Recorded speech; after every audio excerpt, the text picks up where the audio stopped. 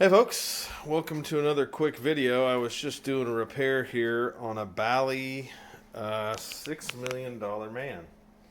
So I've done a ton to this game and I probably should have filmed more for you, but it's pretty simple stuff. I got this thing all working. I put a new MPU in it, repaired the solenoid driver board, and recapped the soundboard and the headers, which is something you always want to do. There's some great modifications you can do to this for the ground, etc.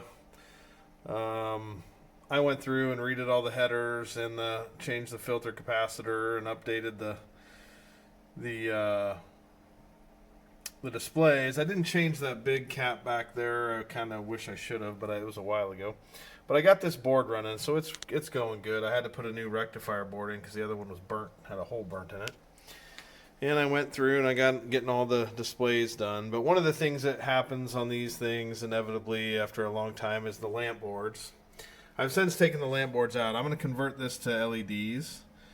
So the person who owns this game bought this LED kit, and so we put it in for him. But the issue is there's some bulbs that are missing. So when you put on an all lamp test, you can go right to here.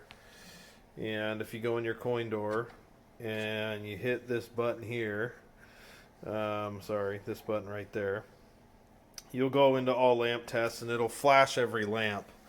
I can't really do it for you now because I took the lamp board out, but I'll take you over to the schematics and kind of show you what I saw and how to dig through that, and then we'll go from there. Okay, here's the lamp board in question, and what I like to do with these is find the lamp. I like to get my schematics out, and I kind of mark down the lamps that aren't working. And I might go over here. Here's the $6 million man schematic. Sorry, I got light in the way again. But effectively what I do is I'll get down there, and then in this case I had a few that weren't working. One I suspect is the socket, but for the sake of this I had a 20,000 point bonus one that wasn't working, a saucer light said 5,000 that wasn't working, and then my shoot again lights were behaving kind of weird. And so they were kind of working, kind of not. So that I'm looking for solder joints. I'm looking at the socket. But I also note there's a couple weird things with that. So that's why you really need to look at that here. Hang on real quick and I'll show you. I'm going to get a better light. Okay. So what I'm saying here is you have, in these schematics, you really need to look and see which connectors are going where. So you've got two connectors on the lamp board that go to the playfield, one that goes to the back box, right? So here's a shoot again light that wasn't working on the playfield. It's kind of working goofy, so I just suspect something's wrong with one of the SCR transistors. And if you follow this line here, it goes up here and joins on this other connector with SPSA, and that goes to the back box. So I'm like, what? Or to the playfield, and this one goes to the back box. Same player shoots again is what that means. So essentially you have a light in the back box that says shoot again, and you have a light on the playfield that says, hey, same player shoots again. They're tied together, and they go to one whoops, sorry, I'll try and follow that slower. They go to one transistor, which is Q3.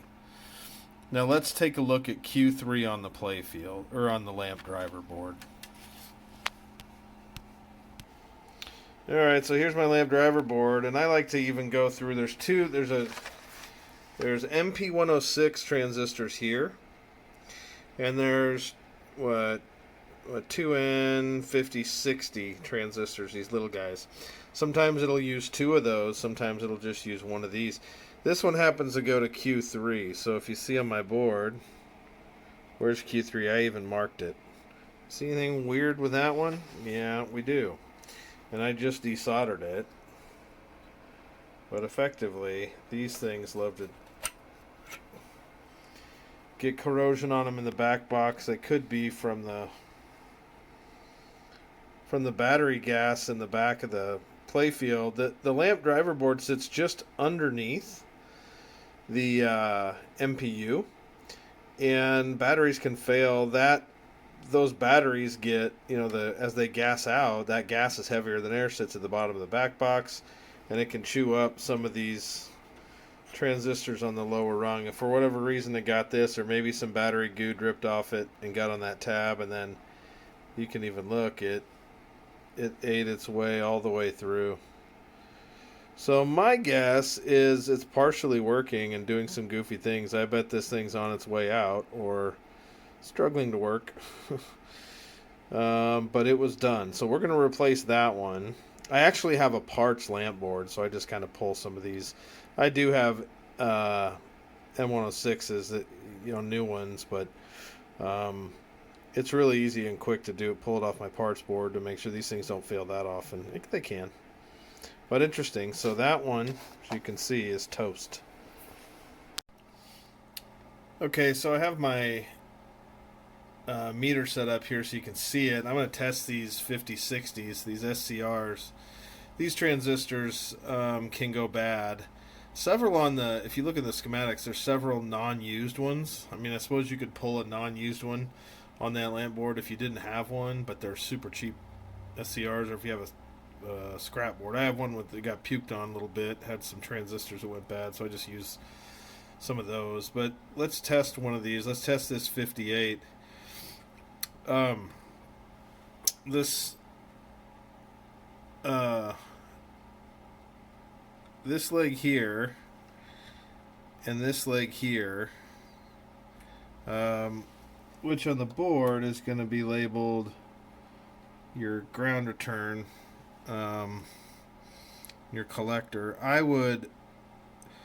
What you want to do is you want to put your black lead on the top one, and then your red lead on the left leg, as you can see here, and it's going to read, around, whatever it's reading, 9. And if you go to some of these other ones, it should read real similar, right? Those are good ones, and then you want to swap those. You can swap your meters, and you should get between probably, you want to go the red lead to that, and then the black lead, you just switch them back and forth. You should get a reading. One's going to be higher, one's going to be infinitely lower. That one might not be a good one, actually. What was that one? Q58? I'm not even testing Q58, but the other one tests the same. You should be able to swap those leads. Now, one in question here is this Q44. That's a lamp I'm having a hard time with. And so I get a real low reading. And if I swap those leads, yeah, I get an even lower reading. It's below 0.4. You should really get between 0.4 and 0.6. I'm getting 290 something, and this lamp isn't working on Q44. So as I swap that, that's reading pretty low. So I'm going to swap that transistor out.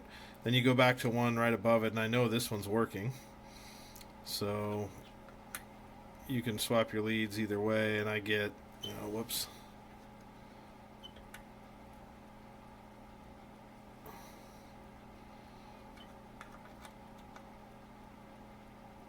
These kind of read a little high, but I know this one's working. So, oh, you know what though, guys? The battery indicator's on my meter, so it might not be reading. You always want to make sure you have good batteries in your meter. Mine, I didn't even notice that. So it might not be reading perfect, but I do know I have a problem with this lamp, and if you look at how much different this one tests than all the other ones, pretty good indication. I'm going to swap that one out. So obviously, up here on the board, we had the one that was all rotted.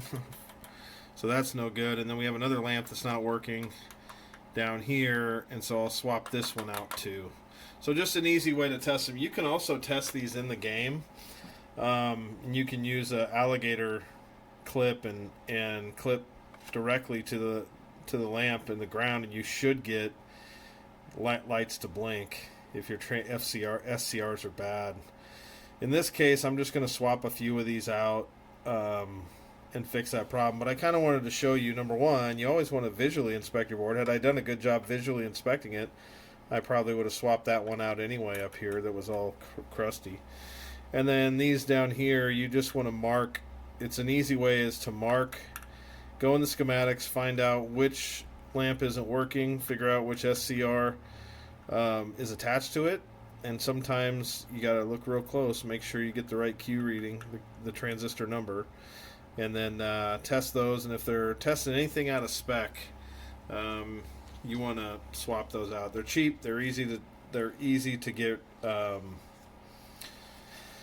switched out. So just a quick little tip there. Hopefully that helps some of you guys. And I'll test this and see if I'll shoot a video and let you see me when I get them running.